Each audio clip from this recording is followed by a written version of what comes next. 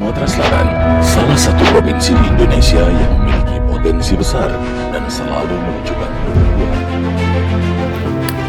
Ingin tembus pasar mancanegara. Dukungan suami menguatkan tekad Rindawati Sihotang meninggalkan status karyawan bank. Dengan modal awal 10 juta rupiah ditambah dengan doa, pada Juli 2021 dia memulai bisnis kopi Semendo dengan brand Nikmat Kopi. Setelah melewati berbagai tantangan dan rintangan, usaha yang dimulai dengan nol pengalaman itu mulai menunjukkan hasil. Setidaknya dari produksi 5 kg kini sudah mencapai 2 hingga 2,5 ton per bulan.